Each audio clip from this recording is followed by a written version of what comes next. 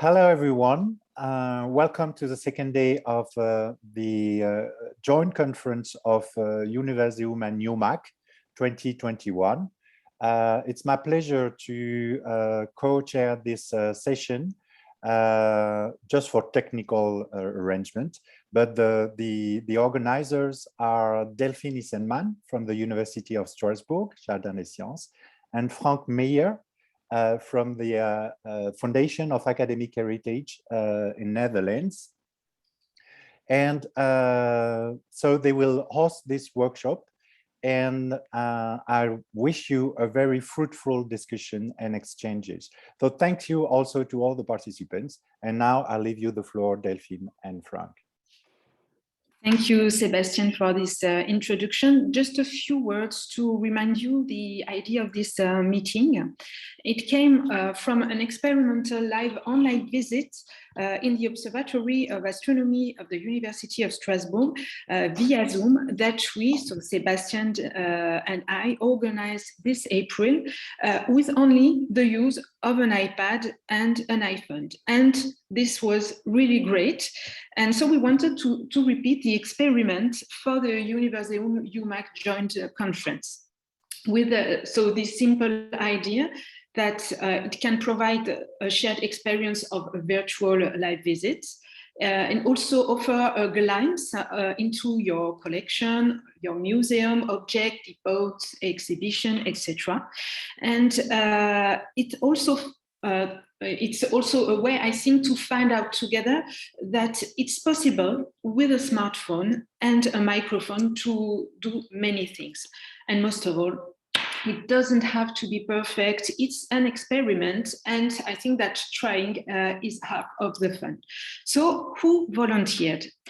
Since we had to cancel the second session of the afternoon, so this afternoon, that is an information that you have to note, we have now a single session, but with a very rich program. So we will start, and maybe I just share my screen if you can see the program now.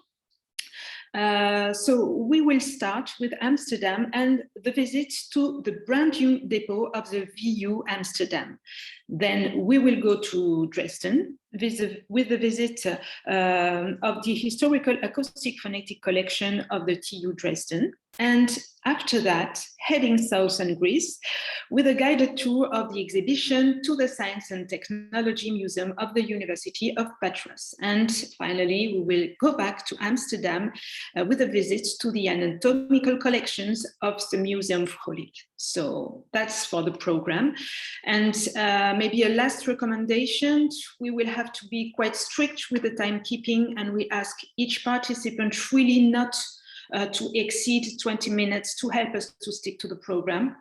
And again, please use the chat for your questions, and Frank and I will read them to the participants at the end of each visit. So I think that's it. And I will give the word to the first guided tour. So over to you, Liselotte, if you are ready. I stopped sharing my screen.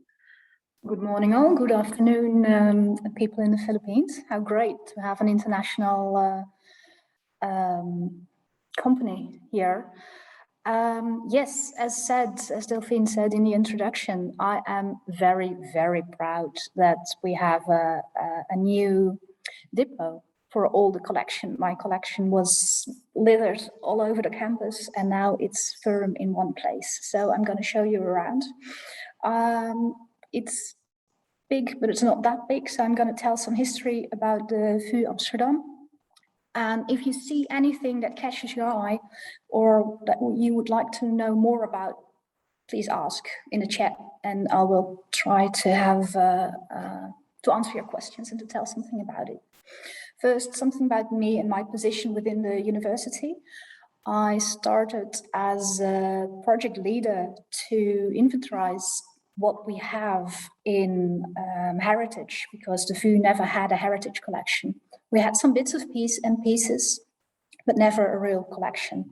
We don't have a museum. I do make exhibitions, but we have some display cases. And I am part of the university library.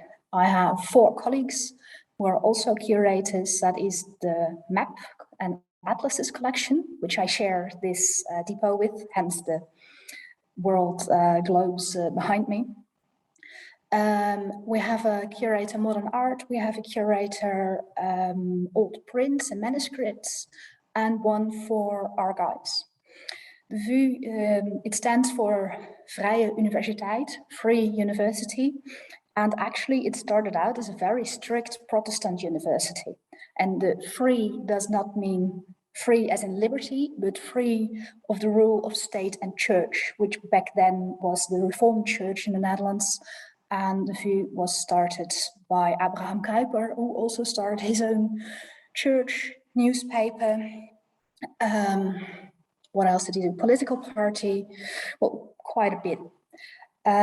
So we started as a Protestant, very strict Protestant university, and we have a lot of heritage, a lot of archives from the people connected with that.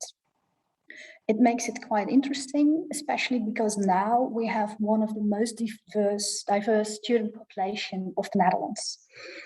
We have a huge, but quite a large percentage of Islamic students at the moment. And it's really interesting to match the old heritage with the new student population. And we have, of course, have a lot of international students and international colleagues as well. Delphine, I see myself still in the little screen and I spotlight it. I can't hear you. Sebastian, either you pin Lieselot or make us co-hosts, please. Ah, you're here, Martin. Do you want Yes, me to I'm make you awesome. co-host? Okay. And Frank and Delphine, yes. Frankie is now. Okay, Frank, then you can pin Lieselot's window on the right top of her. And Delphine is co-host also. Okay. And just make me also co-host, then I will do it. I can do it myself. Then you are. But I'm not sure it's for I know everybody. It's only for everybody if you co-host. Okay, so now I'm co-host and I will pin you. Does everybody see Lieselot now? Big one? It's not that you need to see me, but I'm going to show you some items. It would be Yes, nice. yes. I'm doing it. I did it. It's fine. Oh, okay. So, okay, thank you. So My everyone pleasure. can see me on the big screen now. Yes, Wonderful. I see you on the big screen. Then we're going to walk, and first we're going to do a quick overview of this wonderful depot. As I said, for 5 years, for 135 years, 140 years, the collection has been scattered all over campus, and now I have this beautiful, beautiful room with lots of room and lots of empty cupboard space. So I'm really glad it was 10 years in the making. And it took a long time of begging, threatening, yelling, shouting, crying. But finally, last year, they said, we have the money, we can do it. And they did it. It's amazing. Well, thank you very much. I'm really glad. This is the campus with here the hospital, which was built first. Can everyone hear me like this? Is that okay? Yes, thank you. Yes, very good, very good. And here you have, well, one of the plans for the university. We're in the highest building, in the basement of the highest building. This is our Faculty of Natural Sciences. This used to be our medical faculty. And that building was meant for economics, but this was the 1970s, and the VU never had any money. That's a continuing theme for most universities, I think, as well. So that building was never built. But it's wonderful just to have it here, nice and safe in this depot. Behind here, I hope I can show it somewhat, is a wonderful tapestry. As I said, the VU was started as was not funded by the government until the 1960s, but it was funded by a foundation and by many people who were also strict Protestants, and they funded the university. For example, with these very famous money tins. I'll get the green one as well. And you can see more behind me in the cupboard. So the idea was that, as I said, strict Protestants, so very strict male-female definitions and roles. So the man was supposed to be the head of the family and become a member of the foundation and donate money every month. And the women who were in charge of the household were supposed to save dimes and quarters in these little tins. And they started in the 1930s with this. University was founded in the 1880s. But this, at the height of their system, there were 115,000 of these little tins all spread around the Netherlands. So 115,000 households were saving up bits and pieces for the university. There was a whole organization behind it. It's actually called the Vrouwen Vuurhulp, Women's VU University Help. And they exist 90 years next year, and we will make a beautiful artwork in the public space because they were a bit invisible for a long time. But the whole organization was run by women. They collected the tins, they collected the money, they decided what the money was spent on. It was not for the regular university business, but for the extra things. They created little elevators, little lifts for handicapped people, for example, for wheelchairs. They organized a chapel and a silent room. So still Protestant in signature, but also always very caring and nurturing. So I have a whole collection of them. Let's see. And there are, well, there were 150,000, 15,000 at some point. So they're still scattered around the university as well. These are a lot of gifts, often by Asian universities, but they're all modern, so they're not that special. I have, of course, some wonderful kitsch. That's from the Faculty of Law, but that's not that fun. One of my favorite, well, two of my favorite pieces actually.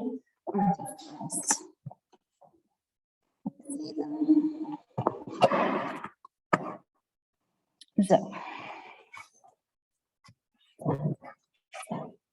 these are trumpet birds, and they live gray-winged trumpet birds, and they live in Suriname.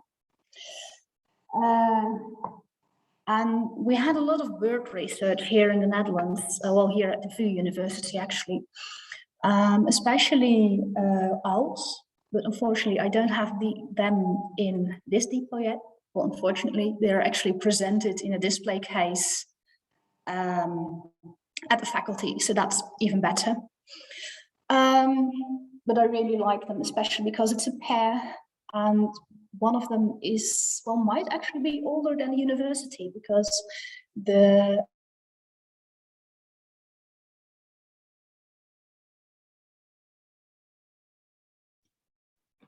Lieselot is freezing. I think we have lost Lieselot. I'm afraid that was always possible. This was what we were afraid of the adventure. Yeah, I think the depot is far underground. Yeah. Martin, should I pause the recording? No, this is part of the show. Okay. we would have to decide if we wait another few seconds. And she disappeared completely, so she will come back. I hope she will realize that. I'm back. You're back. Oh, you're back. Ah, great. Sorry, that didn't happen last time. No, but this is part of the live experience. It's very good. Exactly. Am I pinned again? Yes, you are. Yes, thank you, because I see different things. And behind me, you can see geology models. Martin directly said, oh, we have those as well. So that was very useful because now I, I know a bit more about them. And here we have some tropical nuts and seeds from the Royal Institute of the Tropics, the KIT, which was an educational collection. And here, this is what I'm very proud of. You can't see them, but I'm just very happy from a conservationist point of view. Wonderful togas in their own little thingy, sorry, in their own little bag, safely with space between them and not cluttered somewhere in a corner. So this is a bit of my depot. Are there any questions? Are there people who said, "Oh, what was that? What can I do?" Thank you, Lieselot. Thanks, Lieselot. I was wondering, you are now, there is a lot of empty space yet. When are you going to move, or what is there still stuff go ahead that has to get in there? Yeah, because I never had my own space, I left a lot of heritage with the faculties. So when I'm back from my holiday next week, I will go to geology and collect more fossils and pretty stones. I want the VU is famous for its klapskate. I want those in here as well. They're still at the faculty, and other bits and bobs, I'll slowly bring them here. And they are demolishing the Faculty of Science. Well, it should have been demolished 5 years ago, but they're gonna demolish it at some point. And it means it has to be empty. And I know there are at least 1,400 drawers and boxes of stones in there. I don't want them all, I want some of them. So yeah, it will be filled. Okay. I have another question for you, Lieselot, because you have many types of objects. So you have puffed animals, you are going to have stones, you have different kinds of artifacts. How do you deal with this different, from a curating point of view, because they are really different and need special conditions for the preservation, etc. Yeah, well, in the single space, because you have a room dedicated to different kinds of artifacts. Yes. Yeah, I hear you, but I'm very glad we have this and not some room where the plants are growing in. I also, well, they're all in their own cupboards with doors. So we'll close the doors, and no, I will not put the birds next to the textiles. So in that way, I can deal with it, and otherwise we just hire experts. So I'm a generalist. I have a colleague since September last year who helps me with the actual collection curating. And she is a generalist as well. She also works for art collection. But together we can spot when something is needed and hire an expert who can help. So that's the idea. Okay. I think we have questions from Lieselot. What was the skeleton next to the trumpet bird? It was also a trumpet bird. It's a couple. It's a couple, yes. So it's well, not quite. One is from the 1960s and one from the 1880s, 1900s, but yeah, they are a couple. That's why I wanted them, because they look pretty together. Yeah. And another question, I think it's from Sebastian. So you said that you are going to get more objects, but will you have enough space with all your collections, or is it already full and you need to find out how to deal with that?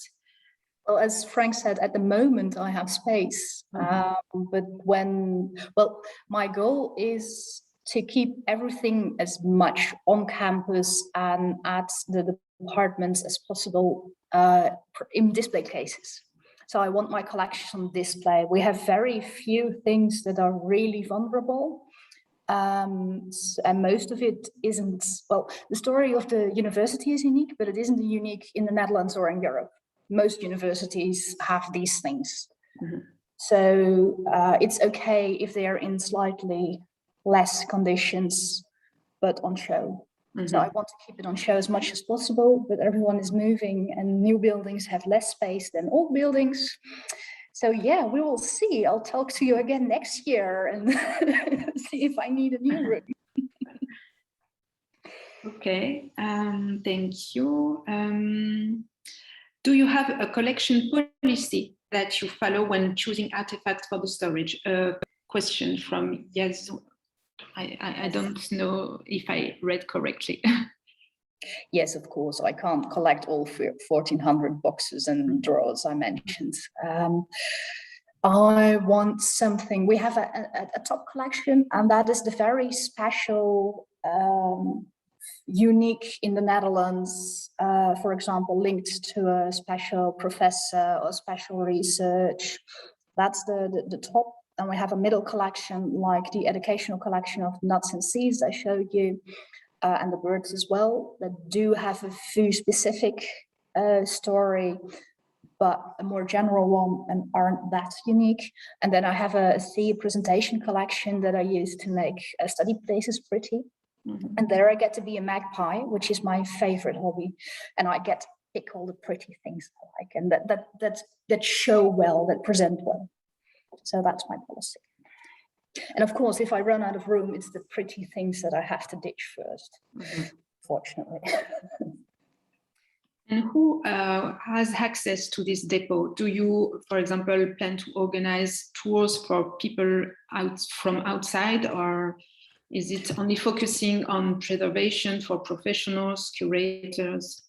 Well, daily access is, for me, the curator of the maps and atlases and people directly involved with collections. There's 5 of us in total, I think. And otherwise, of course, we're a university, so you can't say people can't come in. So all the technical services have access as well. We want to restrict that they can't come in without one of us 5. But otherwise, yes, I'm going to show around the heads of several departments in October, and I will show around colleagues as well, because I think people need to know what we have. Mm-hmm. Well, thank you. I'm very happy with it. One last question, and I think that after that we will have to move on, about the theme of your collections and how do you gain collection donations projects? Those two are intertwined. My theme is the VU University. I collect the history of the VU University, and I gain collections through the VU University and the neglected collections that have been here. And I hope to get to the point where I can collect recent heritage and indeed say, oh, this is a special research project. I want your stuff when you're done with it. Mm-hmm. Because it's being cannibalized for new material.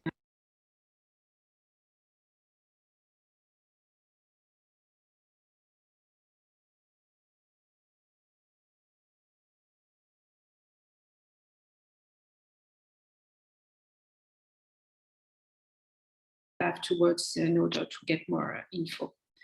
Yes, of course, feel free. We also have a wonderful booklet. I'll post a link in the chat later on. It's online available as well. Mm-hmm. And I will be walking back to my office, so I'll turn off my camera, but we'll still be listening. So thank you all for listening. Thank you. Bye.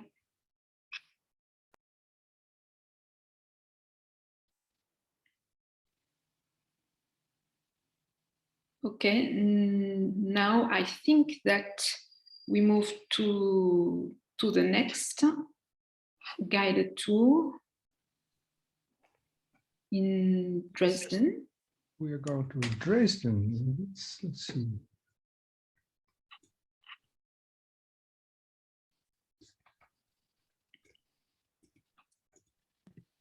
Hello, Dresden. You have to. Ja, habe ich. Okay. Okay. It's a bit complicated in Dresden because they have different video and sound. Nein. That's. Jörg or Kirsten, do you hear us? So, good morning, ladies and gentlemen. My name is Rüdiger Hoffmann. I had here the chair for system theory and speech technology before my retirement at the University in Dresden. Speech communication has a long tradition here in this department, and our collection here is devoted to the history of speech communication, which means essentially speech recognition and speech synthesis. These topics are well known today due to the systems like Alexa, also the personal communication assistants, but it has a long history which started in the field of electronics after the Second World War. What you see here in this room is you see electronics and they are coming from experimental phonetics in its early years. These devices are not from this university. They are coming from phonetic institutes which do no more which gave our old devices to us, and we are very glad about it. Of speech technology.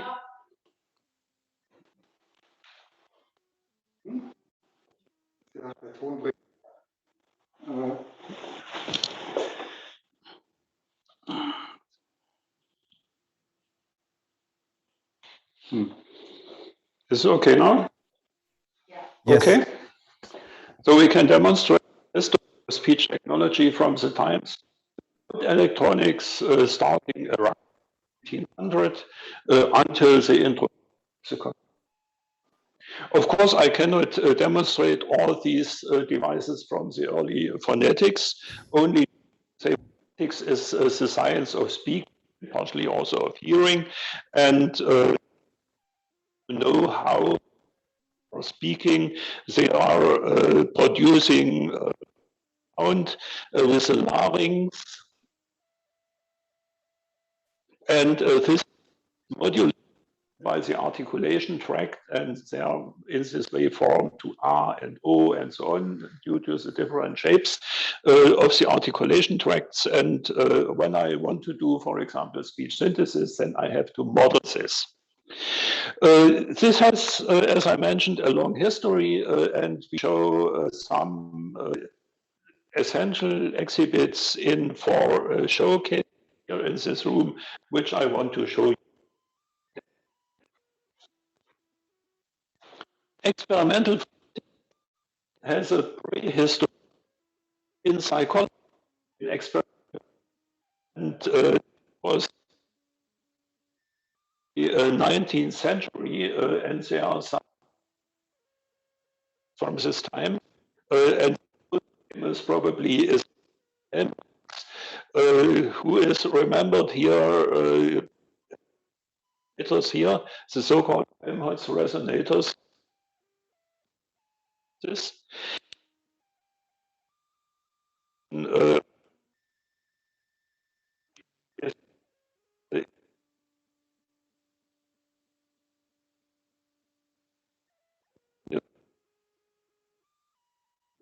From the work, it's from the book.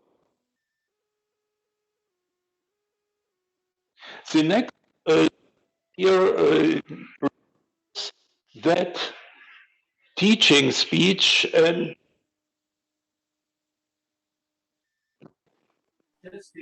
hearing capabilities of human and so on played an essential role in the we have here things, the hearing capability and so on. It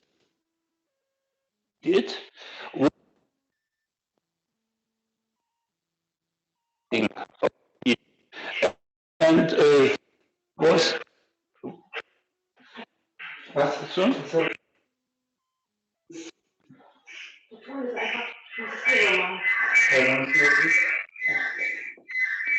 We have a bad effect here.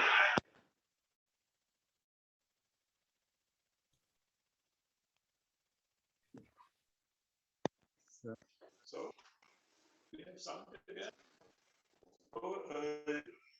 I'm speech and movements which are connected with speaking is essentially for the science here, and there was one device very widespread, the so-called cumograph.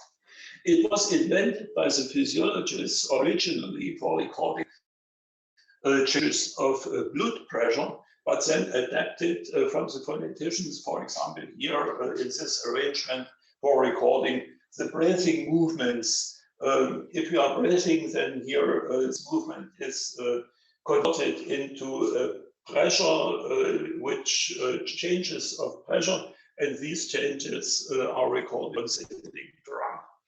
This method was used very, very long until the 1950s, before recording methods were widespread then. And connected to this type of recording are mathematical instruments for detecting which effects are in the records. For example, an instrument for Fourier analysis here, and much more important, one instrument for computing the fundamental frequency of say recorded speech, because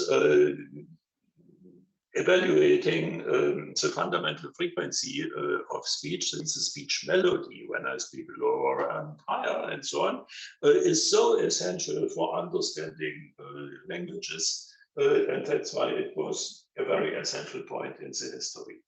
And what we want to say with this little exhibition here is that the most essential findings in phonetics and linguistics have been performed before the introduction of electrical devices, and of course, long before the introduction of computer with mechanical means. So, but now we will turn to our speech synthesis department. This is the next room.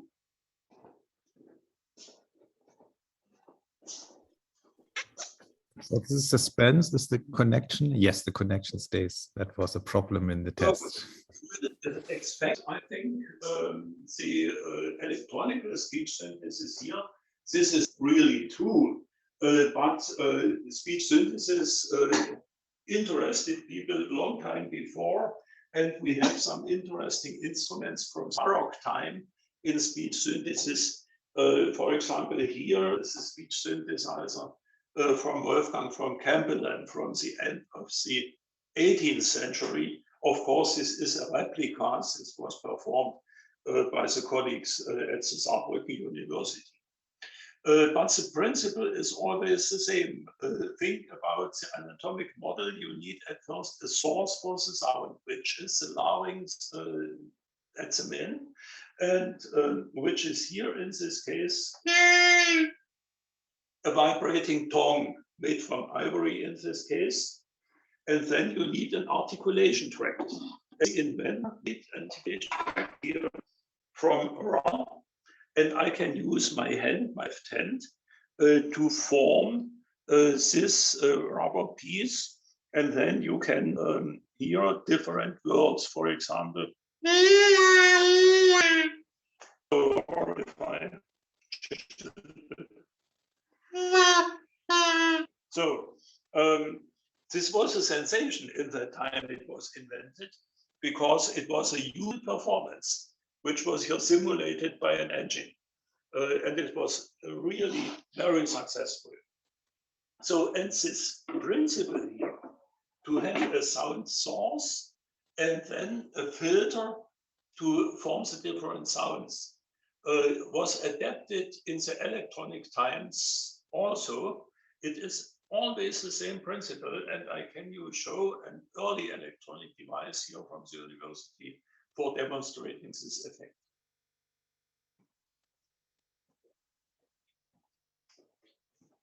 This here is a generator based on electronic valves. It works sometimes and sometimes not. We will see. It's wrong. So, okay, this is a neural valve, and I can change the articulation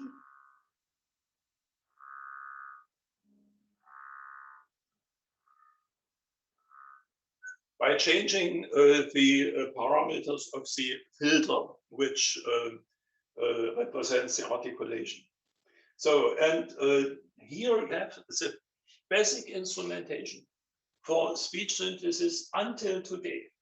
But the problem was then how to control this. It is not sufficient to have a device which can make A and O and so on. You must have a device which produces fluent speech, sequences of sounds with transitions. And this was finally able controlled by computer and not for. But there are many attempts in between. And I can demonstrate here one of these attempts with this playback device. But to explain it, it is necessary to go to our next showroom at first, which is devoted to the analysis and to the recognition of speech.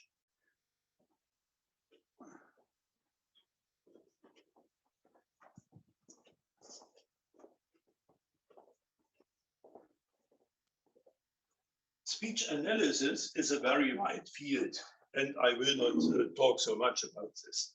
But in the early electronic times, it was very important that a so-called sound spectrograph was developed at first during the World War II at the Bell Laboratories, and then was a commercial device developed based on this invention, the so-called sonograph. And the sonograph could perform visible speech in a three-dimensional presentation of the speech spectrum on evolving drum. So the device made a filter analysis from storage speech from a word, for example, and plotted it at a diagram with the time axis in the frequency axis in the vertical direction, and the intensity at a certain time and a certain frequency by using a grayscale. And in this way, you received very impressive pictures of different words, and they are very easy to interpret. So that idea was emerging to use specters here as information for each. Was a very tricky and very nice playing device. Back now to the device.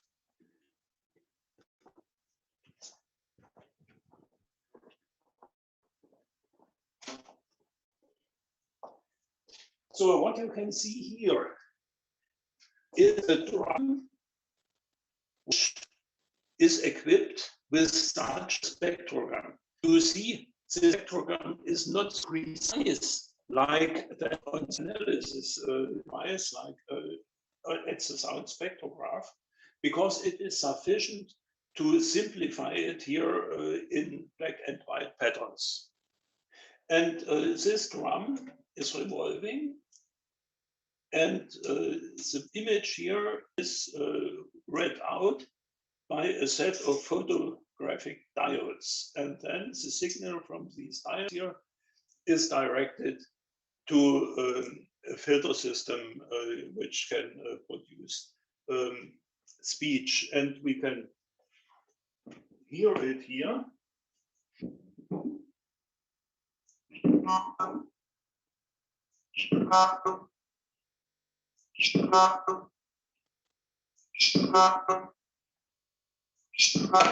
So this is an audio signal reproduced from this figure here, from this spectrogram. This was called Playback Device, and it was very interesting, of course, for teaching purposes. It is constructed for teaching, for the classroom. So, and we are happy, of course, that it still works and that we can demonstrate your live. Okay. Okay. So I think my time is now over. We go back to the first room. Yeah, and Setzen wir uns da vor, dann können wir. Ich habe hier keinen. Okay, so we are at the end, I hear. Hast du deine Kamera an? And so, and I have to say, okay, and Question. bye for my part, and I thank you for the attention. I don't hear my camera. Thank you for the attention. So, and if there are some questions, of course, I'm ready.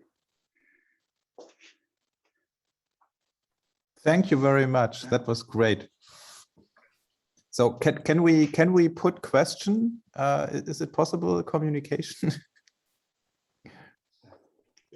Jörg or Kirsten? Yes, of course it is.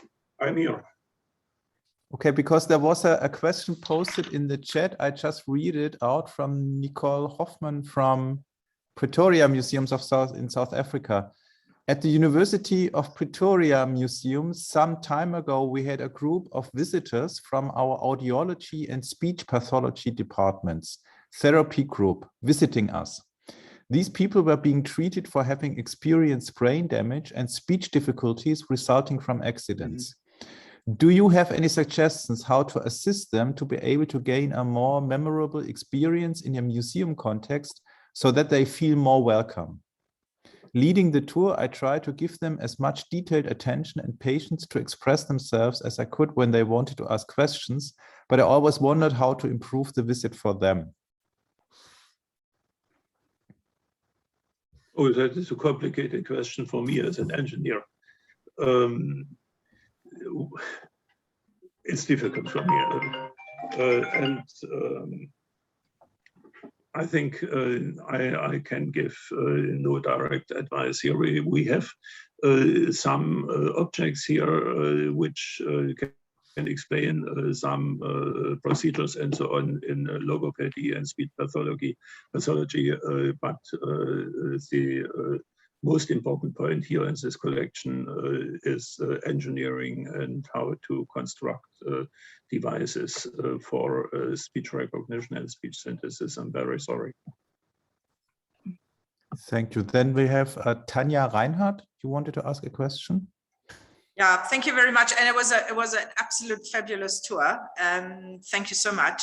What I just wanted to find out, I mean, these ones are very sensitive instruments, and from the age that I assume they're fairly old, how do you actually keep them up in working conditions? And that was what really amazed me. How do you keep them up in working conditions? Do you keep them in specific, at a specific humidity? Do you service them, or what do you do? No, we have very few capacity for this. I am here as a referee, and I do my best. And it is more or less due to the fact that these two instruments, which I could show you, are always used in the lectures when I was active in my lectures, and now in the lectures of my successor, to show the students some history, and therefore these two devices are still working. Apart from this, it is very difficult. We have a lot of electronic devices here, which may be are still working, but we do not know exactly. And if you want to make everything correct, you are not allowed to switch on these devices before the approving by an office, by a safety office here of the university and so on. And it is a difficult field, but we do our best, of course.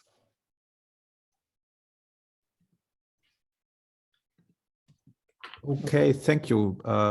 Who's taking over, Frank or Delphine? I think we should. Yes, thanks very much. We are running out of time, so I think we have to go to the other side of Europe and to Greece. Thank you very much. It was very interesting. Yeah, it was really great. Thank you. I'm really sorry we weren't allowed. We didn't visit Dresden in real this time. Yeah. So we're now going to Patras. Just an information. We will be there in 2024. Welcome to the Science and Technology Museum of the University of Patras in Greece. Here in our museum, we have not so many old objects, as the University of Patras was founded late 60s.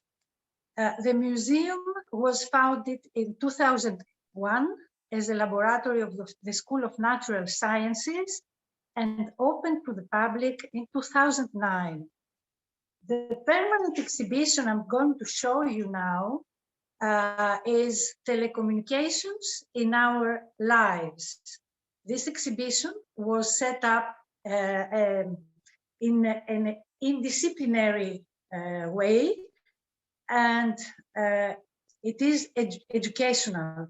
We wanted that people can understand how telecommunications work, and for that reason, we have used collections from the Department of Electrical Engineering of the University and the Department of Physics, and also a number of professors and students have supported us for the development of this exhibition.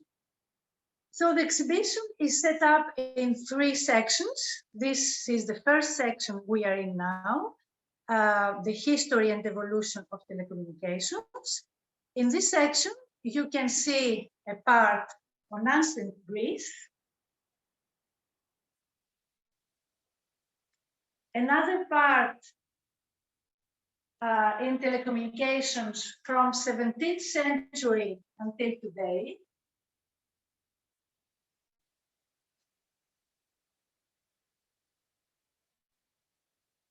and a section on telecommunication within cinema, the Greek cinema and international cinema. Let's stay a bit in telecommunications in Greece. You have to understand that ancient Greeks have developed a number of concepts that are the basis of telecommunications today. For example, the concept of network. The first network of the history were set up in ancient Greece, and it was called Cryptoria. Cryptoria was a number of towers like this one that were built on top of mountains, and soldiers were sitting up the tower to see a fire. When they are seeing the fire, they were putting a fire on the tower, so the message were going away. The message had to be agreed before. So we have an example of this function of Cryptoria in the Trojan War. The Greeks left Mycena here and went to Troia, that is there. And they have promised to send a message when they were going to win.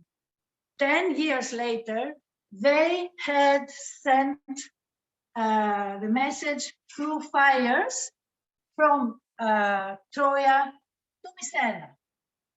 Mycena is very far, very near Patras. Patras is just here. Another concept of telecommunications today is the concept of codes. The first code was invented by Greeks and is this one. It is called Persia. It was working also with fires. They needed to build twin towers, and they had divided the Greek alphabet in 5 lines and 5 columns.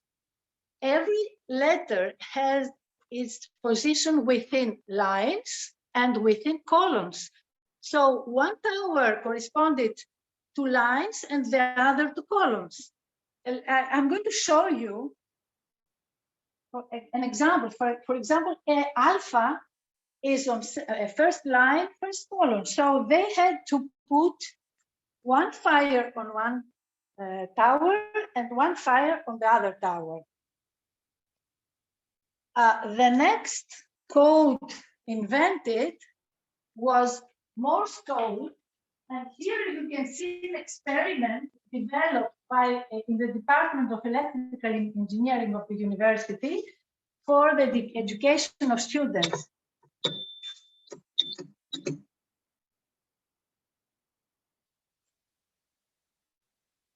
I have to say that a number of interactive experiments in the museum have been developed by students and other volunteers of the museum. Let's go to the other section.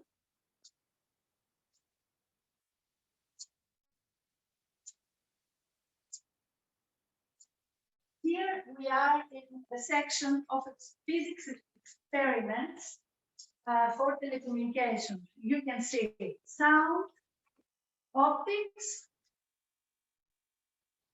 waves, electronics, electromagnetism. And anytime we present a means of telecommunication, we explain how it works with the physics experiments. For example, you can see this experiment. It is a simulation of how waves are coming to our ear or from the mobile phone. And with this experiment, we explain visitors why we don't have to talk to our mobile when we are in the basement or in our car.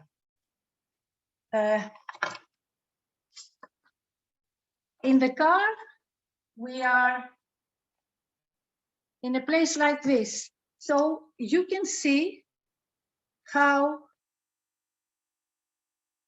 the wave is coming to our ear.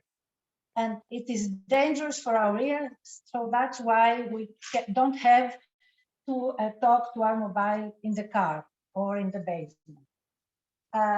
This area was built with the support of physics professors, with students. Some students have built up some of the experiments and support us to present those experiments to students or visitors, because we have a very big number of school visitors. Before pandemic, we had 44,000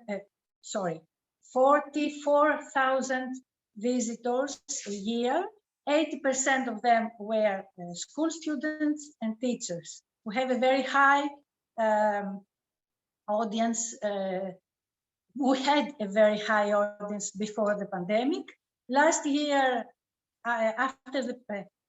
in the pandemic, we had only online educational programs. And we go now to the last area,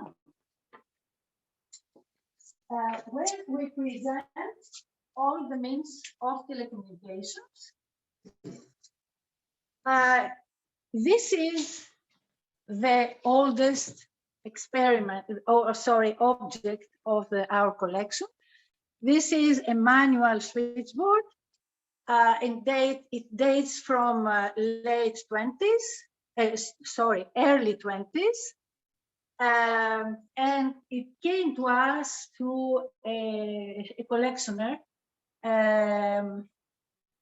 from the National Greek Telecommunications Organization. So we present a number of telephones, and I will show you a very, very rare telephone. Maybe some of you, the younger ones, do not remember this telephone. It is called picture phone, and it worked in airports early 80s.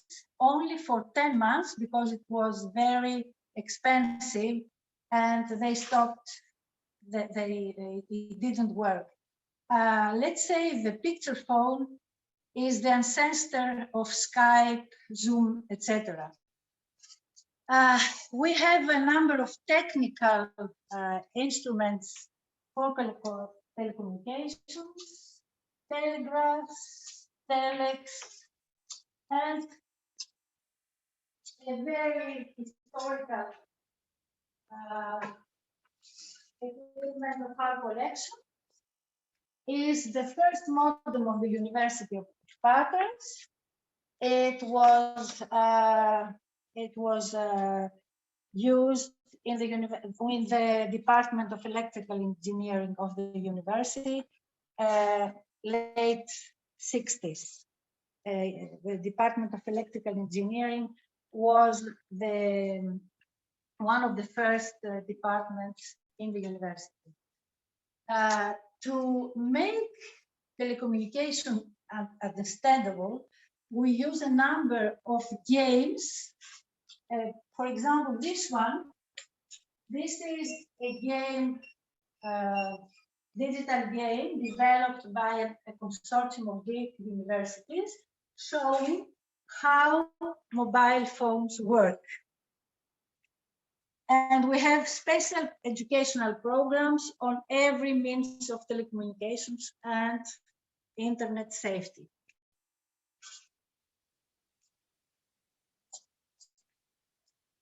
And we go to radio.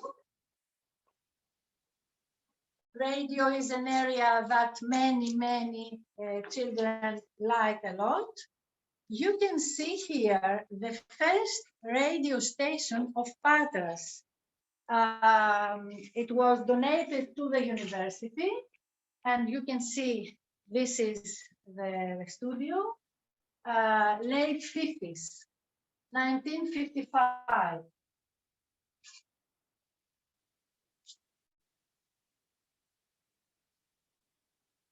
We have a collection of old radios, gramophones, magnetos, cassette players, and so on. And let's finish with the biggest and most important object of our museum.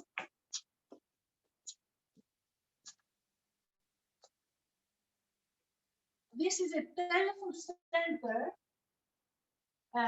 Greek government bought from Eastern Germany those telephone centers. It's a telephone center ATZ65, and they have put them all over Greece. This was the educational telephone center for Western Greece. And in 1995, it was put off, and they replaced it with digital technology. And it was cut in small pieces and donated to the university. So for those four ancient technicians of the Greek organization of telecommunications built it, and it is still working. You can call from one telephone to the other. So we show children how those telephones were working during that period, and it is funny that children cannot understand how those telephones are working. They cannot turn this around. I think that this type of telephone center that do not exist, and I think it is the only one that is still working in Europe. I don't want to spend more time. If you have any questions, I'm here. Thank you, Penny. I must admit that I'm amazed by this collection. The size of the museum, it's really large and with really impressive objects. So really, really fascinating guided tour. I don't know if there are already questions, but everybody's agree with me saying that it was a great tour and amazing collection. Maybe I will start with one question for you. I'm quite surprised to see that the object of the collection, most of the time they are not in showcases, so they are directly accessible. People can reach them. Can they touch them, or do you have any particular policy about that? How does it work? Yes, we can touch them. Okay. During our educational programs, we ask children to touch them, to play with them. So they are not only working, but also they are designed or here to be manipulated by the children. And I see that the height of the table where you put objects are probably designed according to the size of the children, so they can yes, exactly. So that is excellent. Okay. We have, just to add, we have 26 different educational programs from kindergarten to high school. To high school. Oh, excellent. And how do you work to build this program? Do you work with educational advisors from the government, for example? Do you have... No.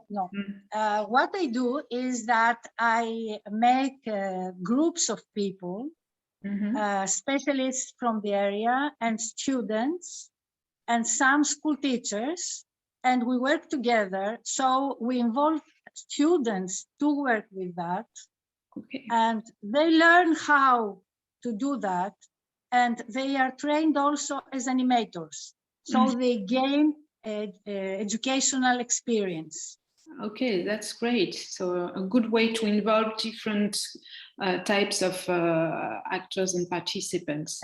Now, for example, we are dealing with geology. We are building educational programs on geology with students doing a program of educational competence in fourth year.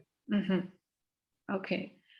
I go back to the chat, and Sebastian asked, maybe we would like to see your colleague that is filming for you, because she's with us. Or... Let me flip the camera. Okay. No, wait 1 second. Okay. Hello. Hello. Thank you very much. It was perfect. Thank you so much. We made sure that our battery was filled for the phone, so we don't run out of battery and have. But it was very exciting, and I think it went well. My arms are hurting a bit, but it's working. We hope that after the pandemic, you will visit our beautiful country and have a conference here in the museum. Okay, let's hope we will manage to do that really soon. So are there any other questions? Because if there aren't, oh yes, I read another question for Penny. Apart from museum visits, are there other programs to improve the visitors' experience? Yes, we have a number of events. We have different events of different themes of our permanent exhibition or in the temporary exhibitions, because we host every year a temporary exhibition. We have hosted 2 exhibitions from Le Jardin des Sciences, many years ago, some years ago. So we do a number of events for other audiences, and we try to have exhibitions in different themes that we can involve different parts of the society on those exhibitions. For example, we had an exhibition on grain. So we worked a lot with biology students. We had another exhibition on Greek-German commerce. So we involved students of the economics department. And we have also concerts, a number of theatrical plays, and we do, with schools, we do networks, school network, thematic school networks. So we work together during the year, and with them, together with students, we produce new educational activities. Great, impressive. Okay. We have a big auditorium. We are now show you. We'll show you our auditorium. Wow. Can you see it? 200 places. Okay. So we do a lot in the auditorium. Great. Very nice equipment. I think we should go to the next visit, I'm afraid. And I then. Bye. Bye. Thank you. Thank you very much. Thanks. We are very glad to be with you. Thank you. Thank you. Thank you. Well, I think we are now flying back again to the other side of Europe, to Amsterdam back. I hope Laurens is with us from Museum Vrolijk. I'm here. Great. I will highlight you.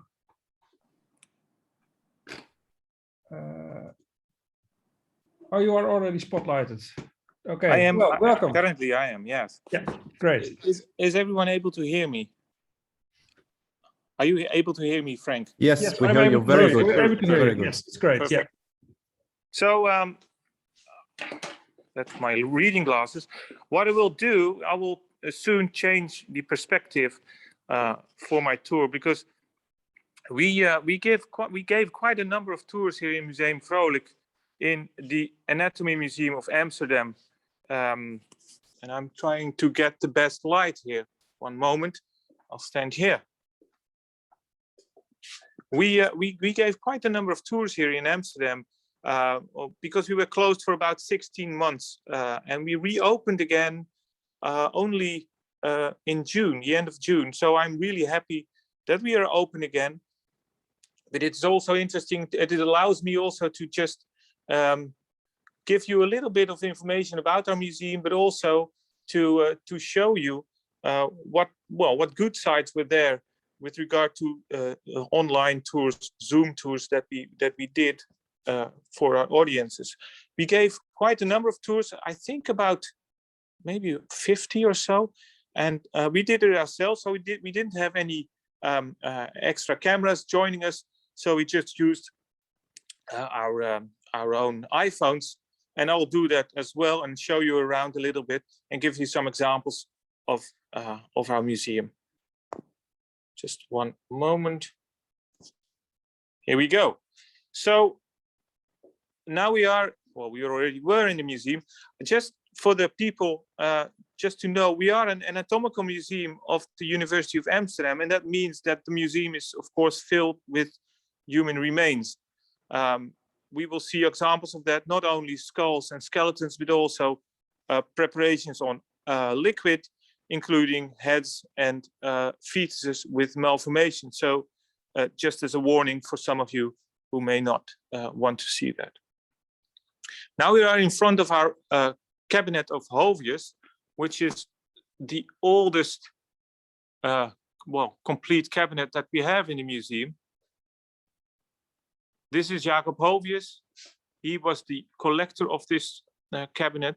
The museum was founded in the 19th century by Gerard Vrolijk and his son Willem Vrolijk, but this cabinet is older and joined the museum later on. And as you can see, it is a nice, complete piece.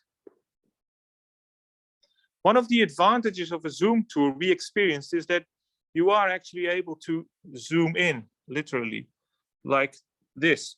This is usually not possible if you have a normal tour in the museum, because then people, of course, only 2 or 3 are able to see the exact preparation at the same time, and the rest has to wait. But during a Zoom tour, everyone is able to see this. And we are now already staring about 10 seconds, I guess, at a skull, a calvarium at the top of the skull that is malformed due to syphilis. So that's one of the advantages of doing a Zoom tour, zooming in.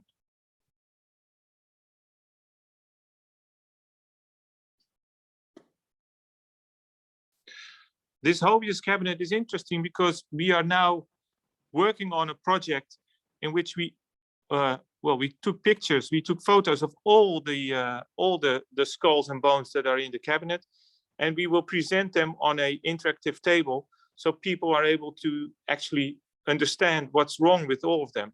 Because now we only highlight several of them, including this skull of a man who got kicked by a horse and developed a horrible, we think it's an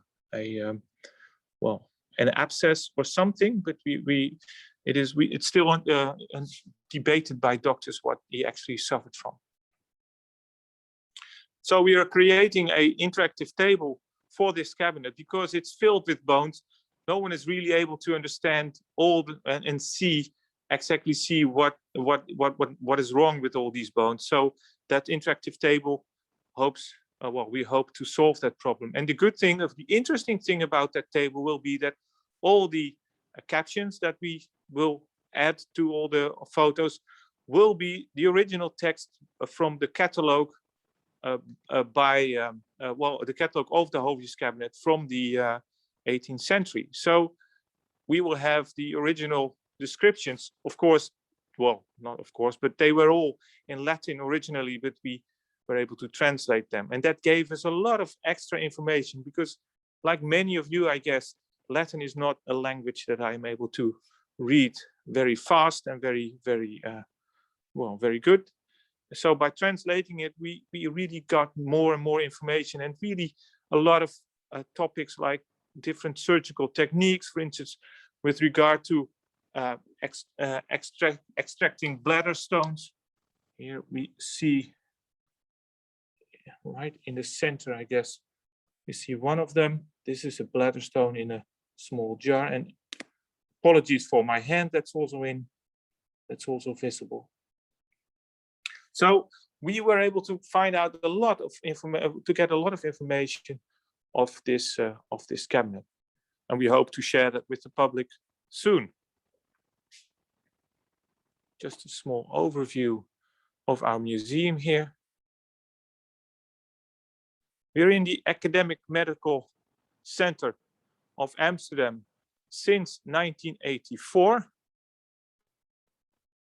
And we did a renovation of this museum space in 2012. And of course, that's almost 10 years ago. So we're already thinking of doing a refurbishment again. This enormous cabinet is what we call the Cabinet of Vrolijk. This was installed in 2012, and it shows especially the private collection of Father Gerard Vrolijk and his son, who were the founders of the actual Museum Vrolijk. That was a private collection. It was stored in their house, and later on it became part of the Atheneum, which was the predecessor of the University of Amsterdam. This cabinet also especially shows all kinds of diseased skeletons and skulls and so forth, with diseases that are much rarer nowadays, which is also an interesting, relevant aspect of our collection. Again, all kinds of skulls with syphilis. We have a lot of these 19th century examples of diseases that are much rarer nowadays. And one of them, which is almost it's not really an interesting preparation at all. You see in the center, you see a small jar with a white background and two small pieces of brown tissue.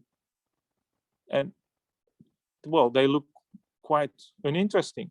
But the interesting thing of them is that they are actually two pieces of intestine, small intestine, from the first wave of cholera in Amsterdam, which was in 1836. That makes them very interesting and also relevant to modern scientists.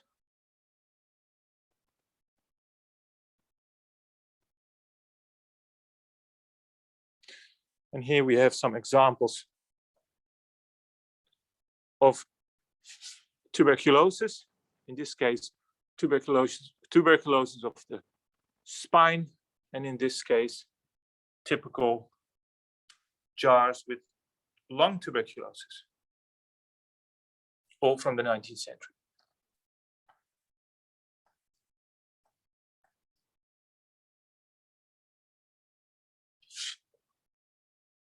So focusing or zooming is one of the advantages of doing an online tour.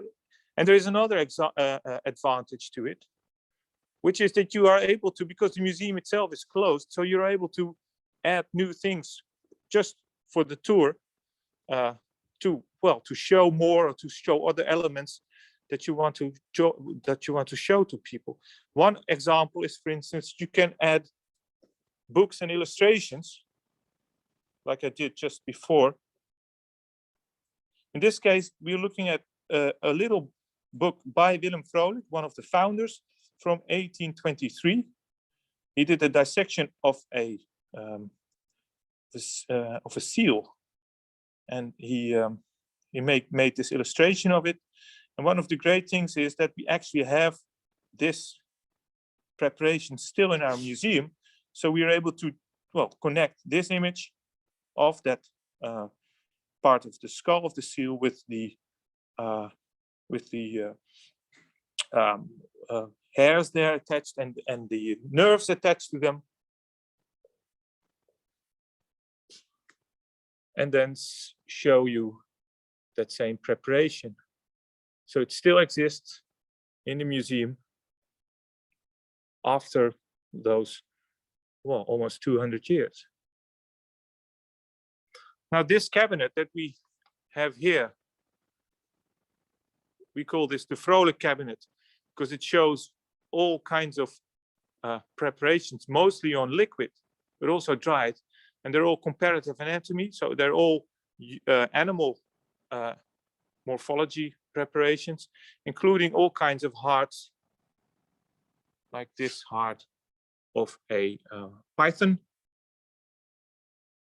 And here, two hearts of sharks. And finally, an enormous heart of a cow.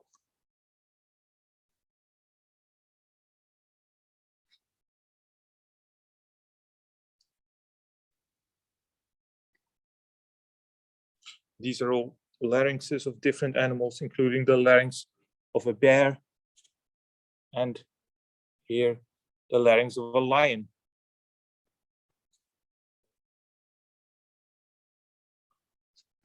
And here we see the tongue of a lion. It's a bit like a big cat's tongue, right? It's but then, well, 10 times bigger, or maybe 100. And next to it, the tongue of an anteater and that of a camel. So to Vrolijk, this was relevant to collect because he really tried to understand, by looking at the anatomy of different organs of different animals, he tried to understand the differences in physiology of these animals. So our museum is also quite well known because of the malformations, and we also decided to show a little selection of malformations of animals, including, well, these two. This is the skeleton of a lamb with 8 legs, so a conjoined twin lamb, and in this case, also a conjoined twin, but then one body and 2 heads.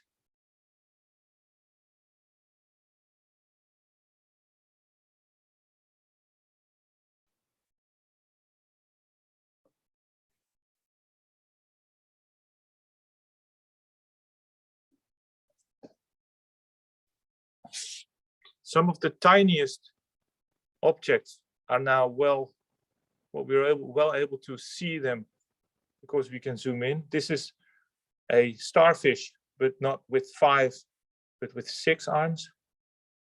And here, tiny tortoise with 2 heads. Cats with 2 heads. And a small snake with 2 heads.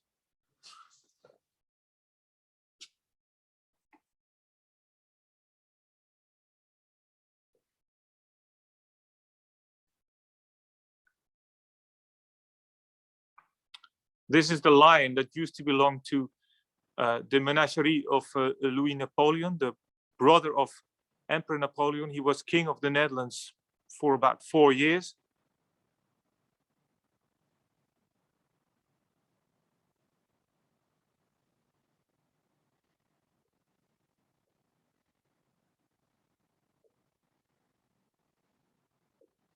So our museum is now open to the public again, but we still have limited opening hours because of COVID.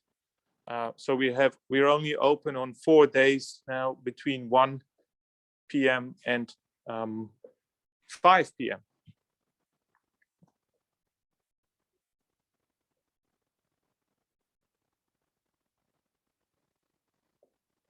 I'm now moving to a cabinet of conjoined twins. But what I really want to show you is one of the advantages of the Zoom tour again.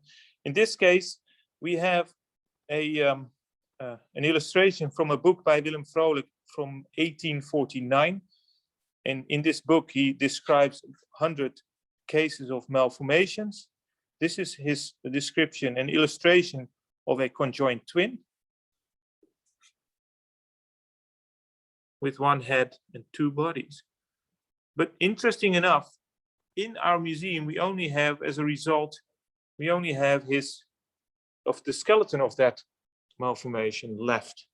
So by combining this skeleton with the illustration, that really gives people an extra to just a visit to the museum. And again, apologies for the hands that you see. And we could go even. Lawrence. Yeah. We have a few minutes left, so maybe there's questions in the chat. Okay. I'll wrap up. Okay. Yeah. I just want to show you this. So also visible in that book is the skeleton of that same skeleton, but also the brain of the same specimen. So that's it. Because we have to stop. Oh.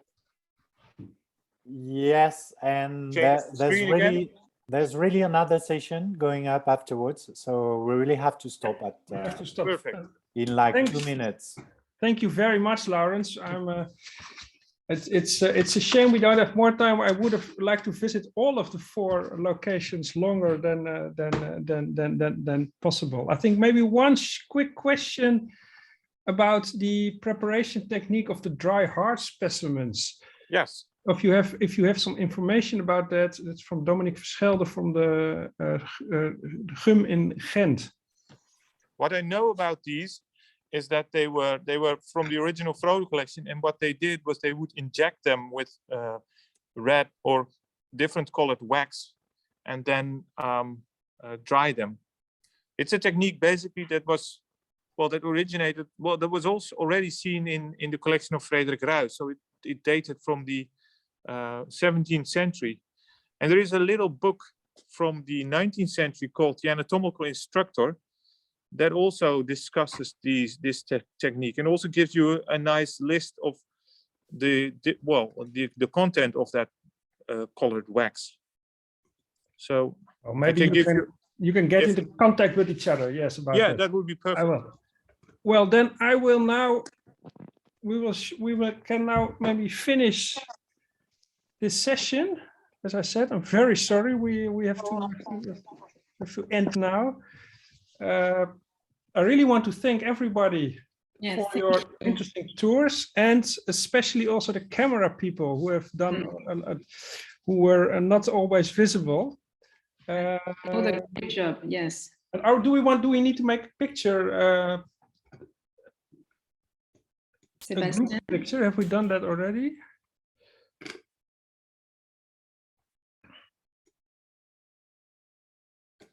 If then everybody could turn on the camera, then we can make somebody can make a picture. I don't know how this works. Somebody with a camera. I think you make a screenshot. Oh yeah, sorry, I was mute. Sorry, Frank, Yeah. I was mute and I was talking. It's okay. Okay, so now I put galleries. Hello, hello, Hi. Hello. Bye dear bye. colleagues from everyone. Okay, so wave, smile. That's okay. I'm not good. Okay, that's good for one. Another one, because I don't have everyone. Okay. Excellent. Okay. Thank you so much. Thank Okay, All right. I turn off the